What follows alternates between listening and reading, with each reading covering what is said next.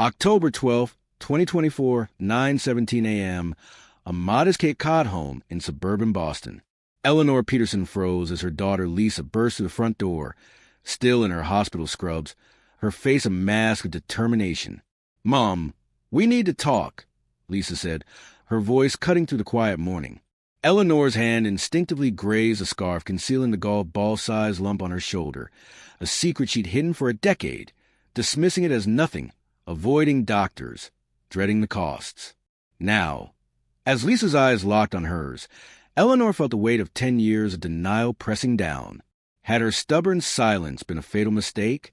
In the next hour, a confrontation would unravel a truth that would not only change Eleanor's life, but rewrite medical textbooks. What secret are you carrying, too afraid to face? Stay with us as we uncover Eleanor Peterson's extraordinary story. Eleanor Peterson, 68, sat at her kitchen table, her crossword puzzle abandoned, the morning light filtering through lace curtains. Born in 1957 to working-class parents in a small Massachusetts town, she'd lived by a simple creed: endure, don't complain. Her Cape Cod home, modest but tidy, told her story. Faded photos of her teaching days, her late husband Robert in his doctor's coat, their daughter Lisa graduating nursing school. A life of service, of sacrifice. But Robert's death 12 years ago from lymphoma, missed until it was too late, had left Eleanor distrustful of medicine. "If a doctor can't save himself, what good are they?" she'd mutter, rubbing the small lump on her shoulder, her secret since that warm October day in 2014.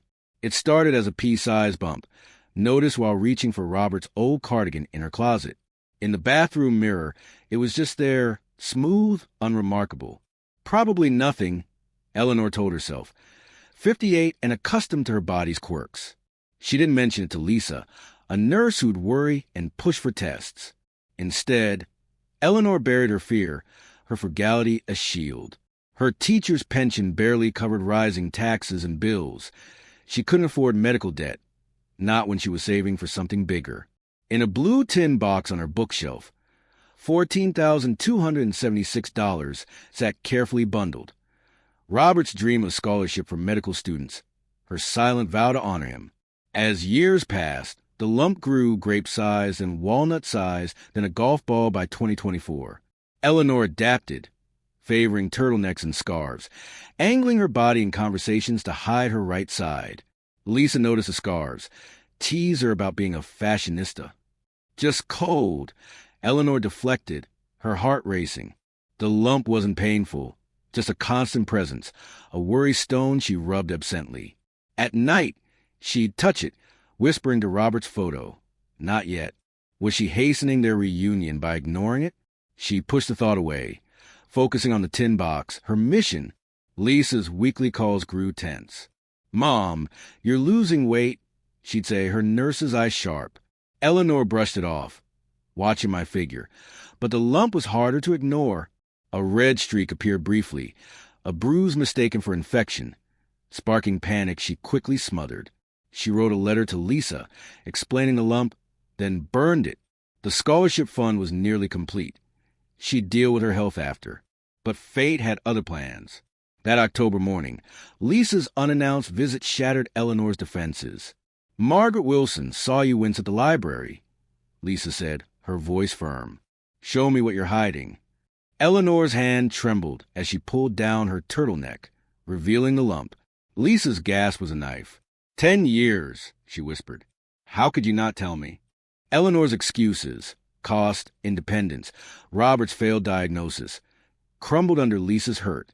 "You're seeing a doctor today," Lisa insisted, already dialing. Eleanor felt the walls of her carefully built solitude collapse. What had she been protecting all these years? Have you ever kept a secret to spare someone, only to hurt them more? What's hiding under your scarf? 3 hours later, Eleanor sat on Dr. Abernathy's examination table, the paper gown crinkling, her heart pounding. Lisa waited outside, respecting her mother's need for privacy. Dr. Abernathy, a kind-faced woman in her 50s, frowned as she examined the lump. "This should have been addressed years ago," she said, her tone gentle but firm. "I'm referring you to a specialist." Eleanor's mind raced. Cancer? Costs? Medicare will cover most of it, Dr. Abernathy assured. But Eleanor's thoughts were on the blue tin box, her promise to Robert. At Boston Dermatology Associates, Dr. Thomas Jenkins, a scholarly man with rimless glasses, examined the lump with clinical precision. 10 years, he repeated, measuring its 7.2 centimeters diameter. An ultrasound revealed a well-encapsulated mass, unusual for its size. We need a needle aspiration. Dr. Emily Carter, a dermatopathology specialist, added, her auburn hair tied back. The procedure was quick, a pinch under anesthetic, but Eleanor's dread grew. The doctor's excitement was palpable, their whispers, unprecedented, remarkable, unsettling. It's not cancer, Dr. Jenkins confirmed after 48 hours, but the growth, a trichokinoma with eccrine differentiation, was a medical anomaly. Its size is unheard of, he said. It needs to come out. Eleanor's relief at benign was tempered by the looming surgery. The cost, even with Medicare and a research grant reducing it to $1,200, gnawed at her. But the real shock was the doctor's proposal. Her case could advance medical research. Your gross, unique structure could inform cancer studies, Dr. Carter explained. Eleanor thought of Robert, his passion for medical progress. She consented, feeling a spark of purpose. The surgery was scheduled for the next week, an outpatient procedure under sedation. Lisa drove her home, the silence heavy. They're too interested, Eleanor said. Lisa admitted researching the lump, a rare cutaneous ecrinadenoma. You're a case study, Mom, she said, her voice proud but worried. The night before surgery, Eleanor opened the blue tin box, counting $14,276. Robert's scholarship was safe, but her secret was out. In the mirror, she studied the lump, tennis ball size, a decade's denial made visible. Fool woman, she muttered, echoing her father. Sleep brought dreams of Robert, warning her not to neglect herself. Morning came too fast. At Massachusetts General Hospital, the surgical wing buzzed with efficiency. Dr. Williamson, the surgeon, was calm, his mask hiding all but his kind eyes. A straightforward excision, he promised. But the room held an audience. Dr. Jenkins, Dr. Carter, two specialists observing for research. Eleanor felt like a specimen, her vulnerability stark under bright lights. Sedation softened the edges, her counting 100, 99, 98, fading into Robert's memory. Voices drifted. Perfect encapsulation, unprecedented preservation. The growth was removed, leaving minimal scarring. In recovery, Eleanor woke to Lisa's relieved face. It's gone, Dr. Williamson confirmed. But the doctor's excitement lingered. Your case will be in journals, Dr. Carter said, her eyes alight. Eleanor, groggy, felt both violated and validated. Had her silence created something extraordinary? Whatever you ignored, hoping it would go away. What might happen if you faced it now? Eleanor's relief was short-lived. At 3:17 a.m., a burning pain in her shoulder woke her, the surgical site inflamed. The night nurse paged Dr. Williamson, who arrived disheveled, his concern masked by professionalism. Possible infection, he said, reopening the incision to clean it. No fluid, no obvious source. Yet the inflammation spread, a red wheel-like pattern. By noon, Eleanor's fever hit 102.8 degrees Fahrenheit, her blood pressure dipping.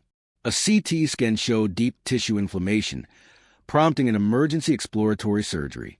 Lisa, exhausted from a night shift, stayed by her side, translating medical jargon, her fear palpable.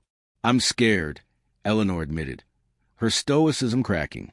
You're in good hands, Lisa said, gripping her hand. The second surgery revealed no infection, but something stranger. Eleanor's tissues were remodeling, attempting to regenerate the growth. Your body adapted to it over 10 years, Dr. Carter explained. It's trying to restore equilibrium. The doctors were stunned. Cellular memory, this pronounced, was unprecedented. They removed additional tissue, ensuring complete excision. Eleanor's fever broke, the inflammation resolved, but her case was now a scientific marvel. Your gross behavior could inform cancer therapies, Dr. Jenkins said. It grew outward, sparing vital structures, like it was protecting you. Back home, Eleanor recovered slowly, physical therapy restoring her shoulder's motion. The blue tin box sat untouched, its $14,276 intact. Then Lisa found Robert's letter inside, hidden for years, a promise of matching funds for scholarship and a plea to prioritize her health. Eleanor wept, realizing she betrayed his wishes by neglecting herself. But her case was transforming medicine. The Peterson Initiative for Geriatric Research was born, funded by her savings, Robert's match, and hospital grants. It studied tissue adaptation, inspired by her Peterson paradox. 6 months later, on her porch swing, Eleanor sipped tea with Lisa, autumn leaves falling. The New England Journal of Medicine published her case, crediting Robert. She spoke at foundation events, inspiring elderly patients to seek care. A PBS documentary shared her story, urging others to listen to their bodies. "I hid for 10 years, she told Lisa, but my stubbornness became my purpose." Robert's letter, read nightly, reminded her of his love. Her scar, a faint silver line, was a badge of survival. What secret are you hiding that could change everything if you let it go? Eleanor Peterson's decade-long secret, a lump she had out of fear and frugality, became a medical marvel, rewriting how we understand the body's wisdom. Her stubborn silence, born of grief over her husband Robert's misdiagnosed lymphoma, nearly cost her life, but ultimately gifted science with the Peterson paradox, a benign growth that adapted without harm, offering clues to fight cancer. Through her daughter Lisa's insistence and Robert's posthumous letter, Eleanor found purpose, funding a research initiative that carries their legacy. Her story begs a question. Were you ignoring grief, fear, a quiet symptom that could hold unexpected meaning? Don't wait for a crisis to listen to your body or heart. Share your story below. What burden have you carried, and how might facing it change your life or others?